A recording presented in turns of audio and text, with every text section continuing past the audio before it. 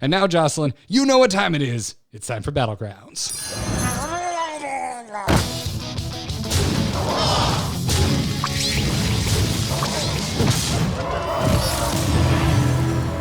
Have a good battle, friend. I will, Bob. I will, even though I don't know what I'm doing anymore. I'm still having a good battle. The worst I did was 5th place since the changes. That's the worst game I've had. I'll take it. First off, the biggest news this week, Jocelyn, is that I hit my goal. I'm over 6K. Yay. I feel like a god, even though I watch Bebe all the time, and dude's like 11K, and I'm just like, you're amazing. Also watch Bebe because, dear God, I learned so much. Yeah, I feel like, I mean, my rank is lower than your rank, and I crawled up because I lost a whole lot when I first started playing. So I've crawled my way back up. I'm better than where I started, and I guess almost, we were playing before the show, and I'm almost like 5,000, I guess. Yeah. And I haven't really been playing all that much, but I pretty much always win, air quotes. I still have trouble because this is my first ever like auto battler, so I still have trouble wrapping my head around coming fourth is winning. I'm like, no, coming first is winning. If you're not first, you're last. So I very much it's really hard for me to think of like fourth as a win. So yeah, I do. Do you watch what? Do you watch Talladega Nights like all the time? Because I feel like every time we talk about Battlegrounds, you drop that Talladega Nights quote. It's the perfect quote to just. It's how my competitive brain works. It's like so detrimental in my day-to-day life, but it's literally how my brain works. Well, save me, Tom Cruise. Yeah. So my point is that I do pretty much always win. And so my rank has been, creeping its way up. But then, I see these streamers and they're at like 11 and 12. And I'm like, you know what? You play for like 10 hours a day. Of course, you're just going to accumulate more points. And, the higher you get, the harder it is to accumulate points. But, you're doing it. This is your thing. And I'm okay. And it's so funny with Battlegrounds, how I have just such a different headspace than like standard ladder for whatever reason. I'm just like, yeah, okay. I see little plus signs. I'm constantly moving up. Like, this is a really good game, and I feel good. I feel competitive. I feel like I'm doing well. And then I get on a ladder and I lose one game, and I'm like, I hate this game. I'm terrible. Why do I even do this? Battlegrounds is not understand. It's not binary. Because of that, like 1 through 4, you tend to move up in rank, even if you get 4th place. So you're good to go. Whereas with stars, you either get a star or you lose a star. Yeah, I think if I had numbers, and even if I was like winning points and losing points every time, but it took more into account how I played the game, and it wasn't just like yay or nay. It's like with stars, you're right. It's you lose or you win. And so it feels like you did good or you did bad, regardless of how close the game is. So yeah, I think that's what it is, because I do not get any ladder anxiety when I go play Battlegrounds. I'm just like, I'm going to go play Battlegrounds, and I want to do well, and I want to win, and I want my rank to go up. But if it doesn't, like, I'm not angry that I got 16 points instead of like 90 or whatever. So yeah, I don't know. Battlegrounds, man, so addictive and fun. You just need to play more of it. Don't worry, the rage will come. I do. I need to find time to play more of it. I really do, because I played I went from playing a few hours a day back over Christmas and stuff to only having time to play about 2 or 3 rounds a week, probably. That's all right. So yeah, that's all right. I'm the opposite of you. I'm barely scratching ladder as of late, and I'm just battlegrounding it constantly. Yeah. And also I love dropping in on the instance. Last week's episode, I was like, yo, everyone just force demons. It doesn't matter. And I had 3 people tweet at me. They're like, oh, I finally got over the 5,000 mark because you told me to force demons. And I'm like, I love being able to visit other podcasts and drop little nuggets. But anyways, it was a huge freaking Battlegrounds patch. Absolutely ridiculous. Hot on the heels of the last one, which didn't really address the demon meta. So I think it's good that this came, but it came with so much more stuff than I expected. And it kind of kicks off with new heroes are being added to the freaking game. Starting and with nobody left, right? So we just got. Yes. We Finley just left. got heroes. Sir Finley left. Oh, he did. Okay. Yes, and there's a note for Sir Finley that says Garrett was right. Finley's hero power is such garbage. He will be returned in a future update with a new hero power. I may have added the beginning of that. I'm really used to patch notes saying that I'm right. Don't know why. After it happening one time. Tirion Fordring is the first of 2 new heroes, and he has a hero power called Honorable Warband. Just flows off the tongue. But it's really cool, and I'm really mad that the game hasn't offered me Tirion yet because I really want to try this. It's 1 gold, and it gives minions with no minion type on your board +1/+1. Which is really, really cool. Like, I feel like this is good. Yes. It is. I have not had it offered for to me, but I've watched other people play with it. I have played against multiple Tyrions at this point, and it's an upset, like big time. Suddenly minions that we were just not interested in. Like it's I'm just not that into you, Righteous Protector. Take a hint. Stop showing up. Give me a token generator or a Wrathweaver. What are you doing now? Now, Jocelyn, if you got the Tirion, do you? Did you get offered like the hell option in turn 1 where it's like 2 Righteous Protectors and something that doesn't give you tokens? You're ecstatic now because you buy that Righteous Protector. You freeze that other one. You know what you want to do on turn 2? You don't bother. You don't level up. You buy that other Righteous Protector. You put it down. You hero power. You've got 4 worth of stats and 2 Divine Shields spread across them. It's gross. And just the cards that can become good because of this hero power. Because the more non-tribal minions you have, the more stats you're getting for that press of a 1. If you fill your board with non-tribal stats every single time you spend 1 gold, you get +7/+7 to your across your entire board. That's crazy guaranteed value. Yeah. I like it. And a new fun way to play, a way that literally forces you away from everything that Battlegrounds has been since it came out, right? Like they're saying, okay, yeah, that's great. It's like my love of the like Baron and Khadgar tied with the Death Rattles. Like that's so much fun to me. And Divine Shield was fun too. And it's just like those were never really, it was like they were fringe things that people like me were trying to do for funsies, as opposed to, you know, beasts and mechs and murlocs and demons. It just seems like, you know, now those of us that have done those things can sorry, I have a very distracting cat right now. If you're not watching the video version, a massive orange bear has just crawled up on Jocelyn's chest. It's so distracting, and I totally forgot my train of thought. Everyone's been doing tribal stuff, and those of us trying to do fun non-tribal stuff now have a hero that goes along with that play style. Bam, nailed it. It's great. It's absolutely great. I do now, because I love how kind of genius this is, I want non-tribal synergy outside of a hero. Like, why does Tirion get to have all the non-tribal fun? Because, like, to me, this makes so much sense, and it works so well that I want to be able to go down this road if I'm not Tirion. And I can't. Yeah. I need to be Tirion. But nonetheless, I'm stoked about Tirion. Dear Battlegrounds, please offer me Tirion. I want to play a game with this hero. I don't want to live vicariously through, like, Firebat. I mean, I do like living vicariously through Firebat, but, you know, it's all good. Especially when Zelay visits, because then they get to talk smack to each other. We're also getting Millhouse Mana Storm. Millhouse has come to the game. His hero power is called Mana Storm. It's passive. It's a passive hero power. You don't have to spend any gold for it, unless you're refreshing your minions. The passive thing with Mana Storm is your minions cost 2 gold, refresh costs 2 gold, and you start with 2 gold. So yeah, you start with a little bit less, but minions also are cheaper throughout the whole game. So, but yeah, and then your refreshing costs more. It's really, really interesting.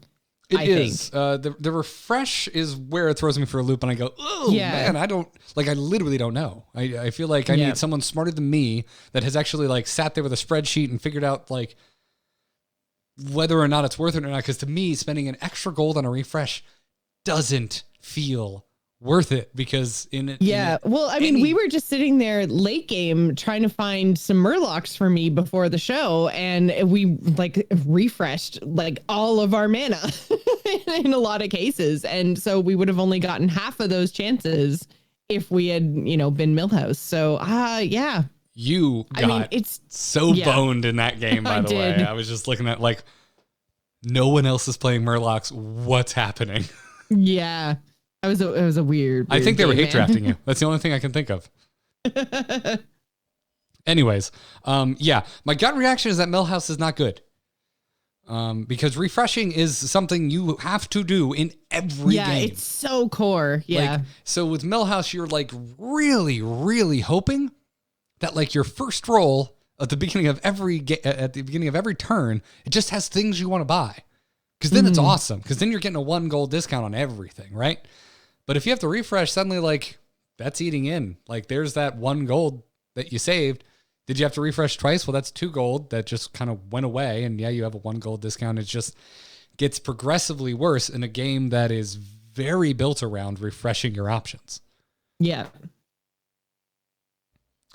So I don't love it. It's my gut. But we love Tirion, so it's okay. Yeah, for me, it's everything could be amazing. It's a giant hit and kind of a miss for me. It'll be interesting to see if there's like a Millhouse play style that develops, because he is so unique.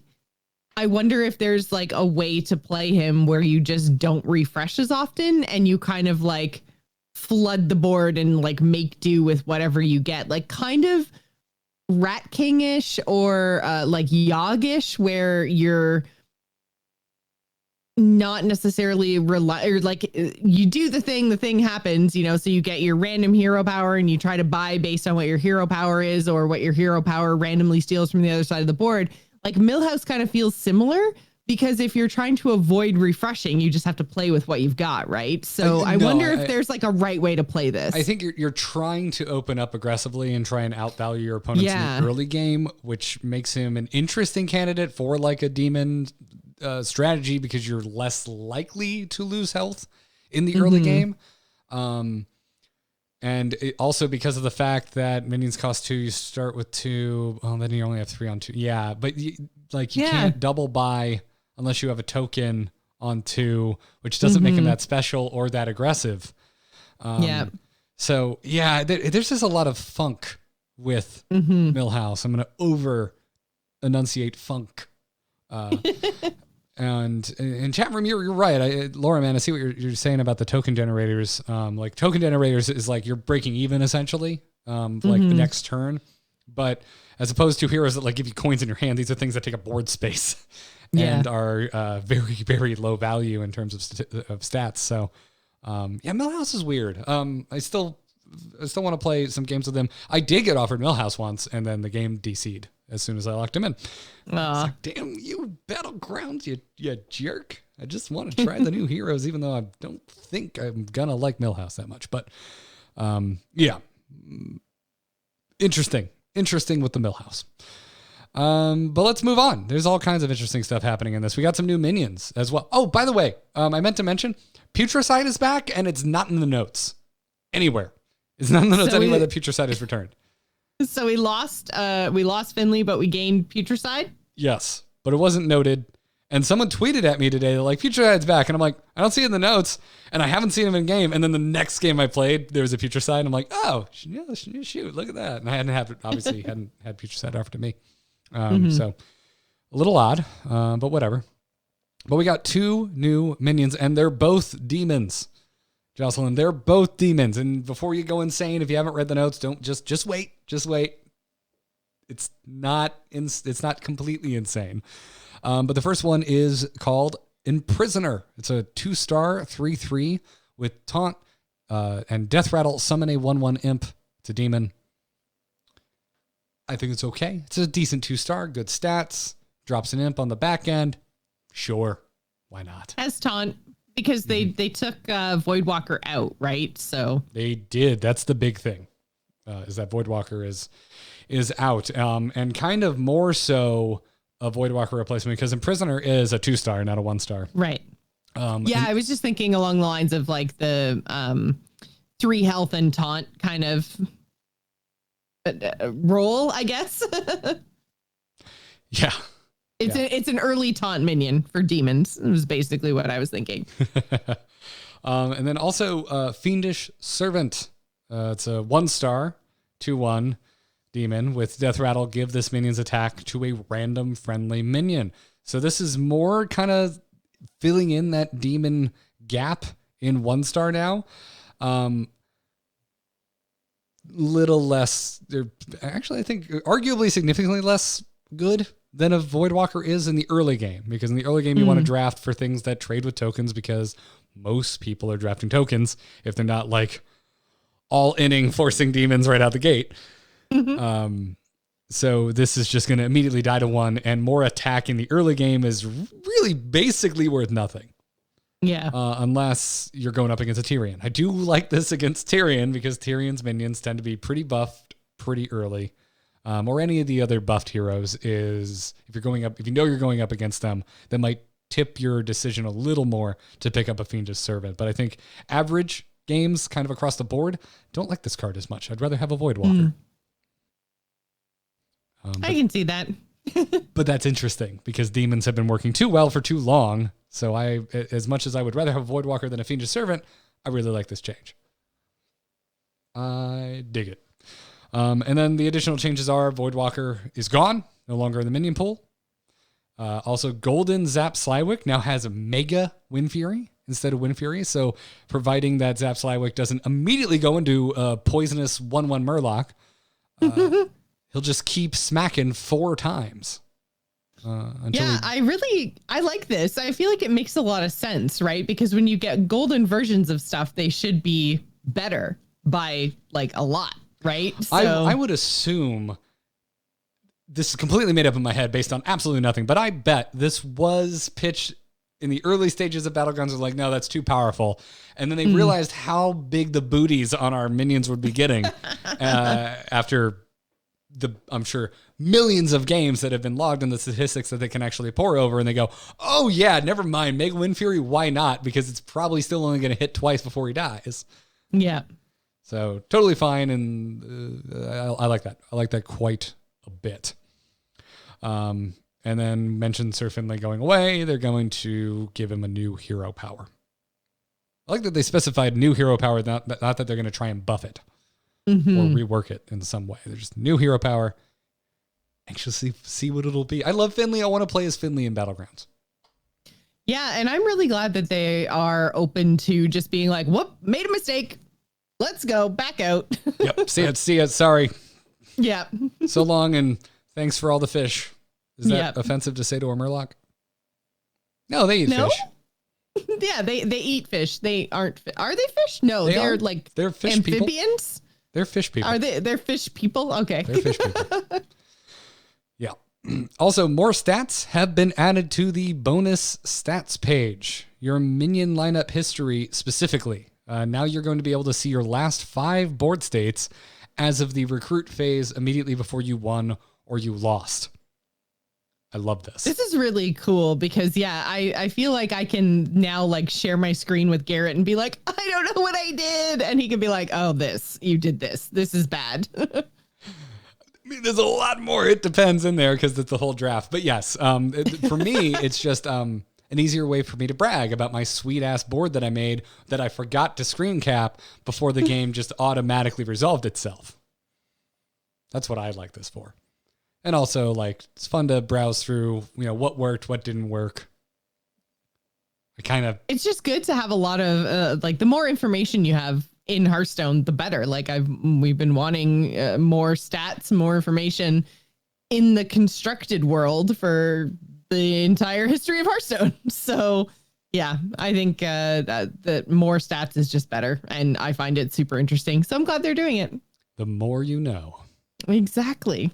Also, the scoreboard, which I had to be reminded is the hero list on the left side of the Battlegrounds game board, because I'd never call it the scoreboard. No, I don't remember it really being referred to that by anyone, but apparently that's its official name. I don't really know what I think of it. I probably still, honestly, I still think of it as like timeline because of ladder of like actual constructed Hearthstone play. But yeah, it's called the scoreboard. That's the, all 8 heroes stacked up on the left side that you can hover over and see if they're on a win streak, of how many cards they've upgraded, so on and so forth. There's more information now, and it's really interesting. When you hover over opponents on the scoreboard now, you're going to be able to see how many of the majority minion tribe are currently in their lineup. So let's say Beasts is the example that they give, is like the most of a single tribe that they have, and it's like 3 of them. It'll say Beasts 3. Also, now that doesn't mean that it's just 3 minions. It means that there are 3 beasts and they have more beasts than anything else. So they could have 3 beasts, 2 mechs, and a murloc to have 6 minions, but it'll still show you beast 3. Yes, but it's still significantly more information. Yes, absolutely. Yeah, which I did quite a bit and added to my concern with your rerolls when I was watching your Murlocs draft game earlier. Because I'm just like, hey, hover over the left side because I can see what tribe they're doing now. And it wasn't like there was room for error. Everyone was like mech 6. And it's like, yeah, they totally have just a Cold Light Seer in that 7th slot. Definitely. No, I was like, everyone was going mechs. I couldn't believe you weren't picking up more Murlocs. But anyway, I know. Enough about that one specific game. It's just very fresh in my memory because you played it right before we started recording. I like this a lot. More information is fantastic. Let's get a total number of minions on there as well. It's just total minions. Give me a number and then give me that little tribe number. I love it. It's great. Wonderful addition. Also, they made some in-game matchmaking adjustments. They've adjusted the algorithm that determines which opponent you face each round in a Battlegrounds match. So soon, we should be no longer facing the same player or Kel'Thuzad more than once every 3 combat rounds. But they did note that this change is being implemented with this update. However, it will go live with a later server-side update. So it's technically not live yet. Yeah, it's coming soon-ish, which actually probably means very soon. Very in soon. The Battlegrounds world. It's just like waiting to be, implemented? Turned on? Yeah. Yeah, sure. Why not? That's totally the proper choice of words to describe what's happening. And then they made a ton of Battlegrounds improvements. Spawn animations have been disabled when playing minions from your hand. This is wonderful. They increased the drag speed of minions in the shop. Oh, Jocelyn, this feels so much better. Yep. They got rid of the super long poison effect. Mm-hmm. Or at least cut it way down. So you can still tell that poison's going off, but it doesn't take 18,000 years. Yeah, they also reduced the amount of screen shake, and the minion sleep animations, the Z's above their head, are gone. Which is good because it was so irrelevant. Yes, it feels so much more polished now. Yeah. Because all of these things, everything I just rattled off, these were things that you and I were both kind of firing back and forth at each other, rapid fire at BlizzCon when we were trying it for the very first time. We're like, oh, this is kind of weird. Oh, this feels kind of sluggish. Like, it just felt a little odd. Why does this happen? Yeah. Hearthstone's really well polished. Like, you can let whatever critique you want to throw about Hearthstone at me probably has some amount of truth behind it, but you cannot look me in the eye and tell me Hearthstone is not polished. It is a well-polished game, and Battlegrounds just felt weird and kind of clunky and a little sluggish, and granted, it is a beta. And so all of these improvements... Still beta. Yes, all of these improvements they made, like, it really feels like well-baked now, like it is ready to come out of the oven, in my opinion. And we don't actually have a I guess, release date, an out of beta date. I mean, what do you even call it?